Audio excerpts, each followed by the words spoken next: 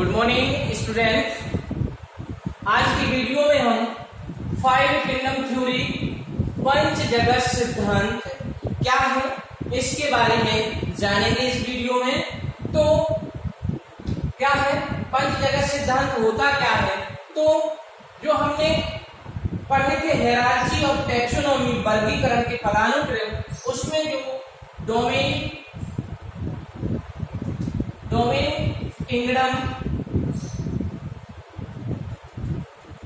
Kingdom के बाद phylum, क्या फाइलम को जो ये जंतुओं में लिखते हैं, यहाँ पर पौधों में डिवीजन, और इसके बाद क्लास के बाद ऑर्डर के बाद जीनस, फैमिली के बाद जीनस और स्पीसीज। तो डोमेन जो क्या होती है, डोमेन के बारे में हमने पढ़ लिया। ये जो हायरार्की का वर्गीकरण का सबसे बड़ा टैक्सॉन होता है, और ये जो स्पीसीज है ये क्या है, वर्गीकरण की इकाई होती है। तो डोमेन के बाद जो है किंगडम, तो इन्हीं को हमने जगत है तो इसी को पढ़ना हमें। तो किंगडम जो है या जगत है, तो पंच जगत होता क्या है, जैसा कि हमने पहले देखा था कि जो टू किंगडम थ्योरी थी वो किसने दी थी, व्हिटेकर जो टू किंगडम थ्योरी थी वो किसने दी थी, लीनियस, कैरोलस लीनियस थे जो उन्होंने क्या किया था, टू किंगडम थ्योरी दी। और टू किंगडम थ्योरी क्या है कि जितने भी संसार में जो जीवित जंतु हैं उनको दो जगतों में बांटा, और जो दो जगत थे वो कौन कौन से जो दो जगत थे लीनियस के, वो थे एक एनिमिलिया और दूसरा था जो प्लांट। ये दो जगत किसने, लीनियस नामक वैज्ञानिक ने टू किंगडम थ्योरी दी थी। मतलब दो जगतों में बांटा गया था सभी जंतुओं, सभी जीवधारियों को। तो वो एनिमेलिया और प्लांटी या जंतु जगत और पादप जगत, दो जगतों में बांटा। लेकिन क्या था, इन्होंने जो वर्गीकरण, जो आपको पता है कि कोई भी चीज का हम वर्गीकरण करते हैं या बांटते हैं तो उसमें क्या करते हैं, आधार मानते हैं। तो उन्होंने किस आधार पर बांटा था इनको, जो सेल वॉल थी उस आधार पर उन्होंने क्या किया था, वर्गीकरण किया था कि जिनमें सेल वॉल प्रेजेंट होती है या उपस्थित होती है वो क्या है, पौधे, और जिनमें नहीं होती है वो क्या है, जंतु है। तो सेल वॉल के आधार पर लीनियस नामक वैज्ञानिक ने दो जगत सिद्धांत दिया था, एनिमिलिया जंतु जगत और प्लांटी पादप जगत। अब तो ये जगत जो दिया था उसमें क्या था, बहुत सारी अध्ययन करने में जटिलता होती थी, क्योंकि इसमें जो टैक्सॉन थे या समूह थे जो जिसमें रखा जाता है उसमें एक से अधिक लक्षण प्रदर्शित करते हैं, उनको भी रखा जाता है। जैसे कि प्लांटी में जो रखा गया या एनिमिलिया में रखा गया तो उसी में एक कोशिकीय जंतु भी होते थे, बहुकोशिकीय जंतु भी होते थे। तो ये क्या था, इसको कुछ समय बाद उपयुक्त न होने के कारण अमान्य कर दिया गया, और पंच जगत सिद्धांत जो व्हिटेकर नामक वैज्ञानिक थे उन्होंने दिया था।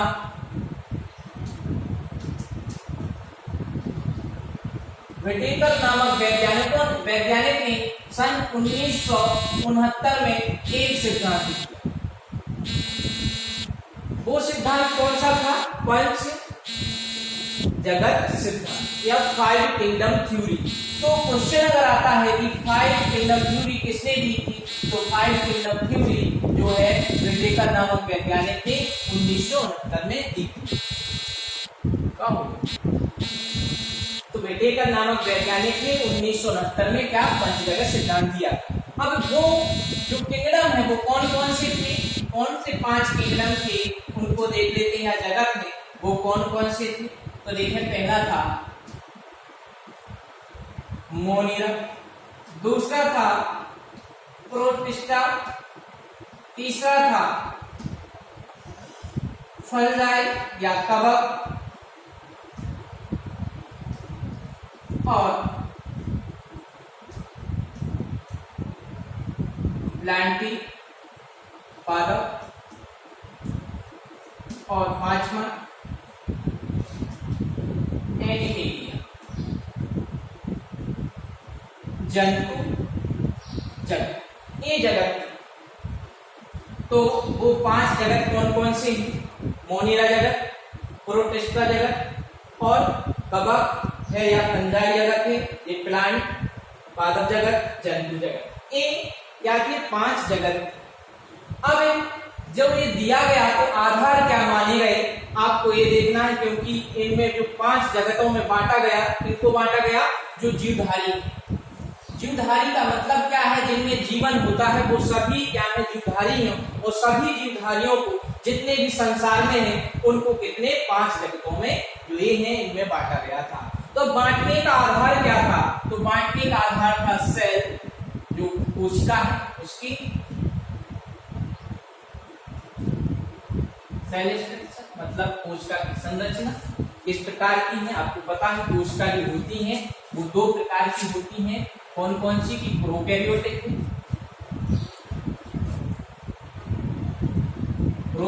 है या यूकैरियोटिक। तो 2 एक स्ट्रक्चर लिया गया कि संरचना कोशिका किस प्रकार की है, क्योंकि 2 प्रकार की होती है संरचना के आधार, प्रोकैरियोटिक और यूकैरियोटिक। अब इसके बाद आ जाता है कि जो जंतु होते हैं उनकी शारीरिक संगठन, मतलब ये हो गया सेल स्ट्रक्चर। अब है कि ऑर्गेनाइजेशन ऑफ बॉडी, मतलब शरीर शारीरिक संगठन, तो वो कैसा था? एक कोशिकीय है या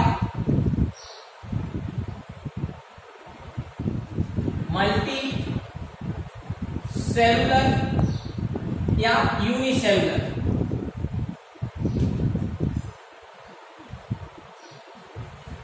मतलब एक मल्टीसेलुलर बहुकोशिकीय है या एक कोशिकीय। जो जंतु हैं वो कैसे हैं?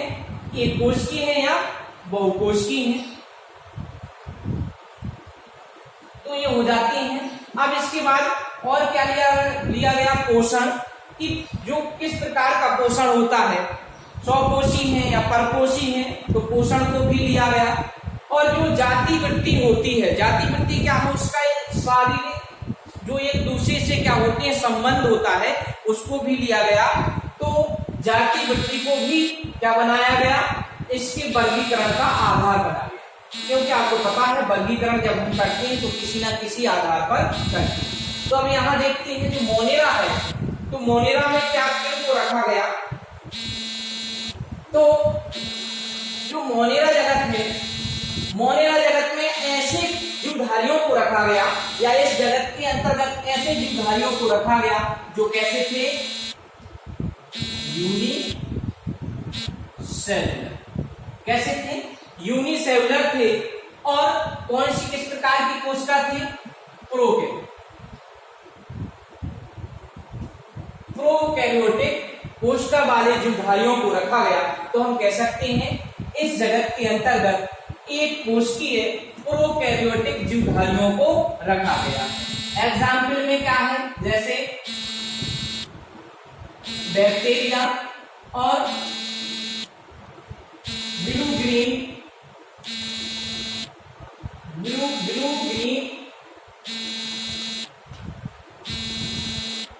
एलगी। अब जो प्रोटिस्टा है, तो प्रोटिस्टा में भी कैसे जीव? तो इस जगत के अंतर्गत इसमें भी यूनी सेलुलर, लेकिन यहाँ प्रोकैरियोटिक कोशिका वाले थे, यहाँ कैसे हैं? यूकैरियोटिक सेल वाले एनिमल्स को रखा गया है, जीवों को रखा गया, ऑर्गेनिज्म को रखा गया। तो कैसे हैं? ये कोशिकीय और कौन सी कोशिका के बने हैं? यूकैरियोटिक कोशिका के बने होते हैं, उनको रखा गया। जैसे में आ जाते हैं आपके अमीबा, पैरामीशियम यूबिलिना आदि, प्लाज्मोडियम वाइवेक्स आदि जो एक कोशिकीय होते हैं उनको रखा गया। अब यहाँ आ जाते हैं, अगला है फंजाई। तो फंजाई जगत है जो 2 किंगडम थ्योरी दी थी जो लीनियस ने, उसमें प्लांटी में फंजाई आते थी। लेकिन आपको बताया गया कि जो पोषण का भी आधार माना गया है, तो ये कैसे होते हैं? ये अपना भोजन बना पाते हैं। ठीक है, क्योंकि पौधे क्या करते हैं, इनमें क्लोरोफिल की उपस्थिति के कारण या प्रकाश संश्लेषण द्वारा अपना भोजन बना लेते हैं, लेकिन ये अपना भोजन कवक स्वयं नहीं बना पाते, इसलिए इनसे भिन्नता दर्शाती है। तो अध्ययन में क्या हो रही थी, प्रॉब्लम हो रही थी, तो इसलिए इनको निकाल करके अलग जगत में रखा गया। तो कवक में क्या रखा गया, ऐसे जीवों को रखा गया जो कैसे थे, जो मल्टी सेलुलर थे,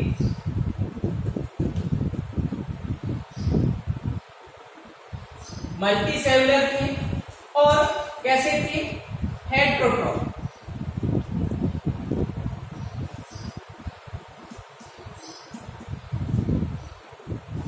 मतलब क्या था, परपोषी थे या जो अपना भोजन नहीं बना पाते थे, उन पौधों को रखा गया इसके अंतर्गत। तो इसमें क्या आ जाती है, सभी बहुकोषीय कवक क्या होती है, इसके उदाहरण होती है। तो ये अपना भोजन नहीं बना पाती है, अपना भोजन कैसे करती है, या तो सेप्रोफाइट होंगे या मिटोपजीवी होंगे, मतलब सड़े गले पदार्थों से अपना भोजन का अवशोषण करेंगे, या फिर ये क्या करते हैं, या किसी के साथ सहजीवी के रूप में भी अपना भोजन को क्या करते हैं, प्राप्त करते हैं, या फिर परजीवी होते हैं, तो ये उसी परजीवी के रूप में अपना भोजन को प्राप्त करते हैं।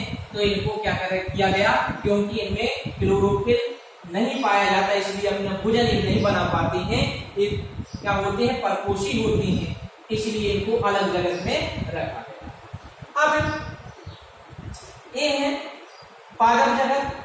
तो पादप जगत में इनको रखा गया। तो पादप जो जगत है उसमें सभी जो मल्टी सेलुलर होते हैं, मल्टी सेलुलर प्लांट्स होते हैं, उनको रखा गया है, जो अपना भोजन क्या होते हैं, प्रकाश संश्लेषण की क्रिया में क्या करते हैं, बना लेते हैं। उनको क्या कहा गया है, सभी को किसमें रखा गया, पादप जगत के अंतर्गत रखा जाता है या पादप कहा जाता है। आगे है एनिमिलिया। तो एनिमिलिया जंतु जगत क्या होता है, इसमें ऐसे सभी परपोषी जंतुओं को रखा गया है जो अपना भोजन प्रत्यक्ष या अप्रत्यक्ष रूप से क्या करते हैं, पौधों से प्राप्त करते हैं। और ये क्या होते हैं कि ये सभी भी कैसे होते हैं, बहुकोषीय होते हैं। और एक बात याद रखना, जो बहुकोषीय होगा वो किस कोशिका के बने होते हैं, सभी यूकेरियोटिक कोशिकाओं के ही बने होते हैं।